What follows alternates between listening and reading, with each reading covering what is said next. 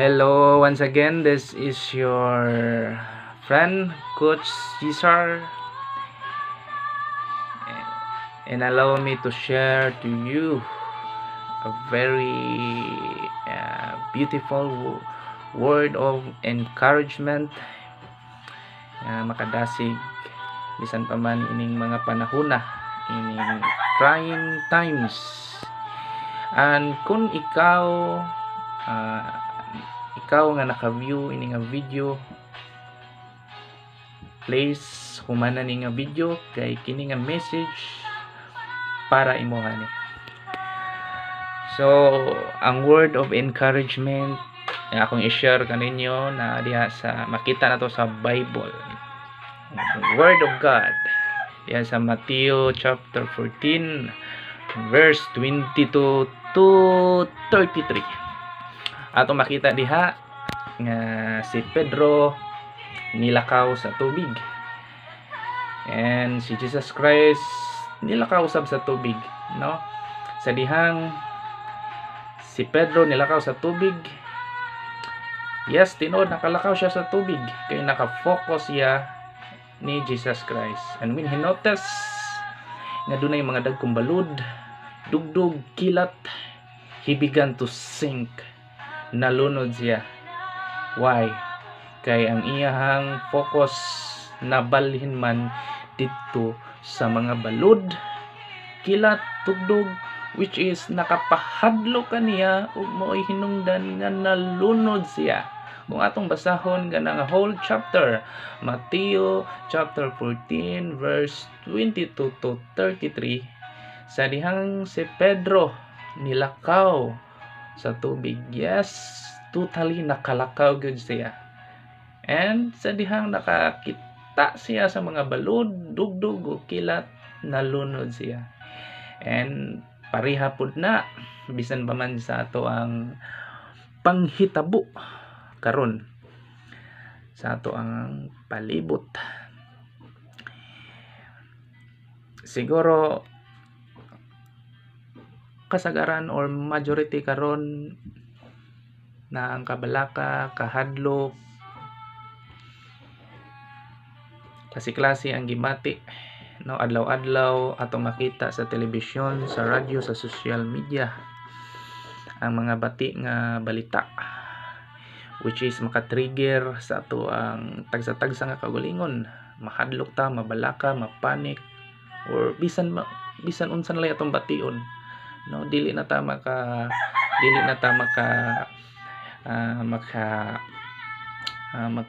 mugna og sakto nga desisyon, plano kay tungod kay na ang kabalaka, kahadlok. And sama sa nahitabo ni Pedro, sa dihang si Pedro nalunod, si Jesus ang nitabang niya haron dili siya malunod.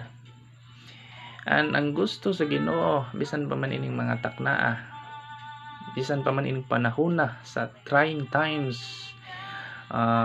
sa palibot, bisan pa man sa palibot nato nga na ang krisis, ang gusto sa Ginoo nga ayaw ibulag ang imong mga mata ngadto kaniya. Kay kung imong ibulag ang imong mga mata ngadto kaniya, the same nga nahitabo ni Pedro, madepress ka, malunod ka sa imong kabalaka, kahadlok, mao nay makapalunod kanimo. So the reason why nganong si Pedro nakalakaw sa tubig, because naa siya focus, nakalantaw siya ni Jesus Christ. And when he noticed the big waves, the storms, the thunders, he began to sink. Sama po sa ato ang kinabuhi karon. Kung magsige lang tag-focus sa mga bad news, balita, mga panghitabo nga dili maayo, maapektuhan ang atong kaugalingon. Ngano man, mabalaka ta, ma-depress ta, mahadlok ta. Pero ang gusto sa Ginoo, ang ipaabot sa Ginoo, bisan pa man ining mga panahon na nga ayaw lang buwaga ang imong pananaw ngadto niya, focus ngadto kaniya. No, ining kahaponon, ah, ang gusto sa Ginoo para nimo ug nako kanang word nga focus. Focus lang kay Lord. Focus lang kay Lord. And then word focus, ako ning siyang gitagaan og abbreviation. Let's start with letter F. Faith, no? F stands for faith, no? Faith is all that matters, no? It is impossible to please God without faith. So importante ang pagtuo. Nga makaingon ka ba, Lord, kining crisis nga among naagian, among nahiaguman, among na-experience, do na gyud ni ending. No, kana bang pagtuo nimo kay Lord ba nga, Lord, bisag wala ko'y trabaho, walay sweldo, Lord, ikaw ang amo ang great provider. Lord, dili ko moreklamo sa gobyerno or whatsoever. Kay ikaw ang amo ang buhi nga Dios nga nagapangita og mga pamaagi nga kaming imuhang mga anak dili gyud nimo pasagdan. No? Again, faith is all that matters. Then, next letter. Letter O. O stands for obey. No? Musunod ta. No? Obeying the Lord Jesus. Obeying to the government. Most likely, sa mga sugo sa Ginoo, yes, we read our Bibles. Read atong basahon atong Biblia, but God wants us to obey His words, no? Sundo na to ang iyang mga pulong, sundo na to ang iyang mga sugo. Kung niingon si Lord, love your neighbor, then do it. Igugma ang imong silingan, ang imong isig ka tao. Then moingon si Lord nga, it's better to give the needy. Then do it, because this is what the Lord says. Then sa ato ang gobyerno said, it's better to obey. Sunda. When our government said stay at home, then stay at home. Okay. Next letter C, stands for cast. The word of God says, cast all your burdens, your discomforts, your troubles to the Lord, and He will give you rest. Cast all your burdens. Kanang makaingon ka ba, muingon ka ba, Lord, kining akong makakabalaka, kahadlok, ako na ning itugya nimo, Lord, tagaikog kalinaw ako ning itugya nimo, Lord. No? Mo na igbot ipasabot sa cast all your burdens unto the Lord. Okay, next letter, U. U stands for used. In these trying times, in this difficult and trying times, it is better to use the word of God and declare it over your life. No? Ang pulong sa Ginoo gamhanan. When you declare it over your life, dako gyud kapuslanan. Ang gusto sa Ginoo nga, use the word of God. Use your Bible. Ay lang ibutang na imong Bible sa daplin. Imo ra nang pakamangkamangan sa ok-ok. Imo ra nang paabug-abugan. But God wants to use your Bible, to read your Bible, and to use His words. No? And lastly, S stands for surrender.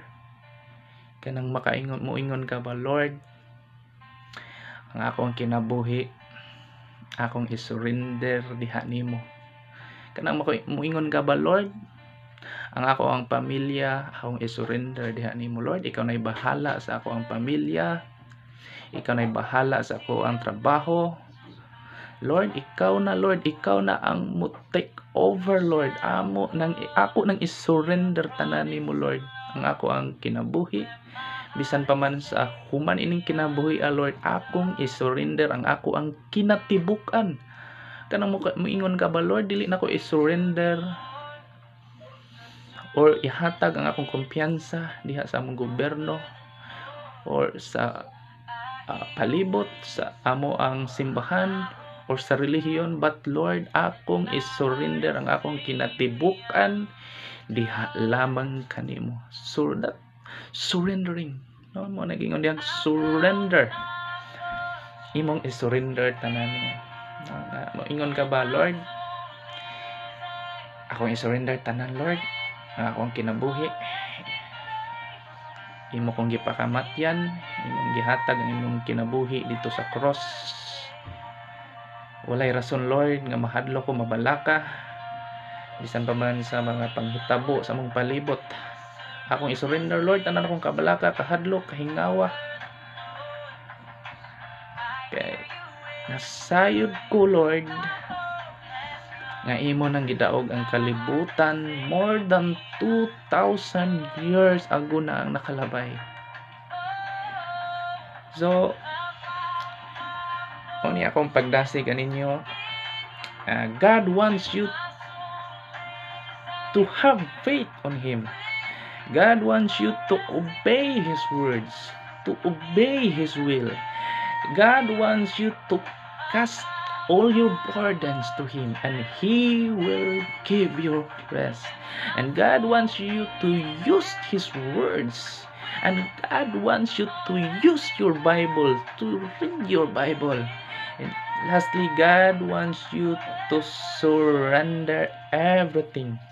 God wants you to surrender to Him and make Him as your Lord over your life, over your family.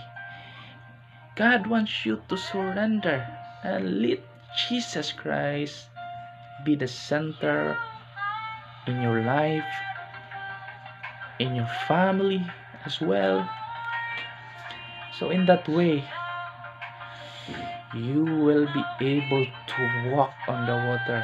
In that way, you will be able to walk bisan pa man sa palibot nato nga naa ang crisis, no?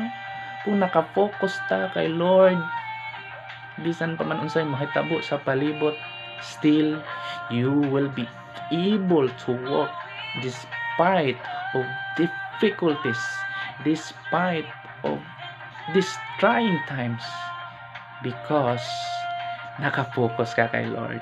No, I hope so nga nakadasig kini sa inyo ha, especially sa mga viewers ini nga video. So salamat sa time sa pag play ini nga video, and God bless you. Once again, stay focused kay Lord. Stay focused kay Lord, the creator of everything, the creator of the heaven and the earth. God bless you. Before ako na i-close nga video, allow me to pray a short prayer bisan pa man kanimo nga nag-view ini nga video. Yes, Jesus, salamat sa imong pagkamaayo, salamat sa imong gugma, salamat sa protection Lord, salamat sa imong mensahe Lord na imong gipaabot kanamo. Kinahanglan Lord, dili na mo ibuwag ang among focus diha kanimo Lord. Bisan pa man Ginoo, taliwala ining trying times, crisis nga mo na experience Lord, but still Lord na imong pulong Lord nagahatag ug pagdasi kanamo Ginoo, nga bisan pa man sa tanan nga pagsulay sa kinabuhi na makahimo kami paglakaw, pagsagubang Ginoo ining tanan, kay nasayod kami o Dios nga ikaw Ginoo naa tabang mo alalay nga sa panahon kami Lord malunod, madaog kami sa among kabalaka, kahadlok, baat naa ka Lord nga mukuha sa among mga kamot Lord, nga makahawas kami Ginoo bisan pa man kung dagkon kami sa among tawhanon nga pagbati, Lord. Salamat sa imong mensahe, Ginoo Lord, nga amo ang pagtuo, amo pang padakon, amo pang pasakaon. Lord, salamat sa imong mensahe, O Dios, nga nagaingon ka, Lord, nga kinahanglan among tumanon ang imong mga sugo ug unsa may imong kabubuton sa tagsa namo nga kinabuhi, Lord. Nagaingon ka sa imong pulong, Lord, nga among i-cast tanan namong kabalaka diha kanimo, Lord. Kay kaingon ka sa imong mga pulong nga imong ming tagaan ug kapahulayan, Lord. Lord, salamat bisan pa man ang imong mga pulong among ideklarar sa among kinabuhi, amo ang gamiton sa among kinabuhi, Lord, ang imong pulong, Ginoo. Lord, salamat, Lord, among isurrender, Lord, tanan namong kabalaka, among kinabuhi, Ginoo, among isurrender diha kanimo, O Dios. Kay naa nimo ang kasiguruan, naa nimo ang katagbawan, naa nimo, Lord, ang tinuod nga kalipay, Lord. Salamat, Ginoo, Lord, kanunay ka nagauban ka namo, Ginoo. Ikaw, O Dios, padayon namong pasalamatan, padayon namong simbahon sa ngalan mo, Ginoong Jesus, in the name of Jesus Christ. Amen.